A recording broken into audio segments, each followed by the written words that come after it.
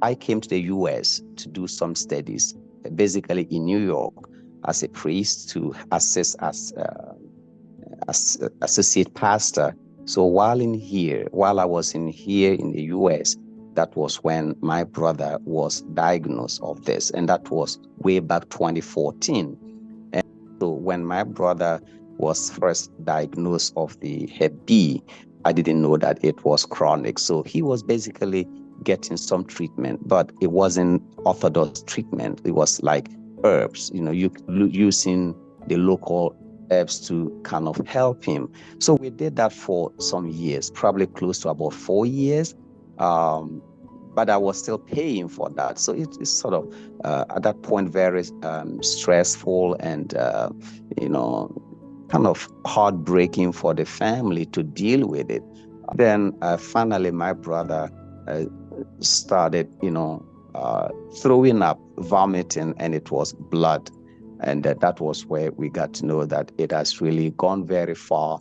And then we brought him to see a medical doctor, and he said, well, his liver is affected. He got cirrhosis of the liver. So now we have to put him on the right medication.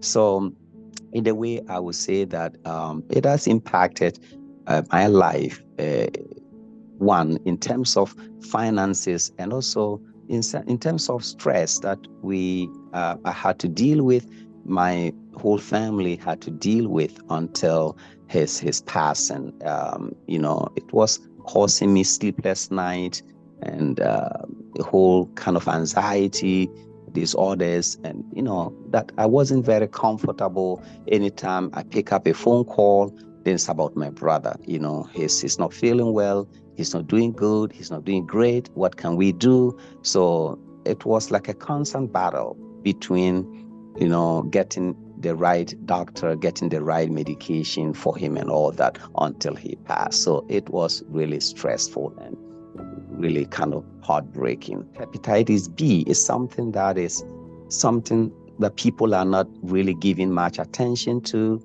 and especially in Africa. I think for me, people need to be aware of this, and there should be some kind of awareness for people who are living in Africa. I know that our hospitals are doing great, our health centers are doing great, but that awareness is not there. I mean, people go to the villages, they try to speak to the people about health issues, but when I was going in the village, I hardly heard of hepatitis B. I believe when my brother was diagnosed of this way back in 2014, if the doctor who did the test could have said to my brother, hey, wait a minute, you don't take it lightly. You can't even use any local treatment to do this. You need to be put on the right medication. I think there could have been some kind of positive awareness, and that my brother could have taken this very seriously, because maybe he was ignorant. I was ignorant. So my advice to people who might be fighting this, or whose families or relatives might be fighting this, is that is not the end of the world. Make sure that you are on right medication and see if there is the need for referral. Don't wait till last minute.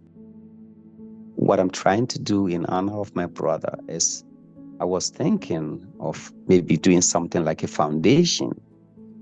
So I spoke with some friends here in the state, and they said, well, if you want to do a foundation in honor of your brother, and again, my idea is, to be able to help people.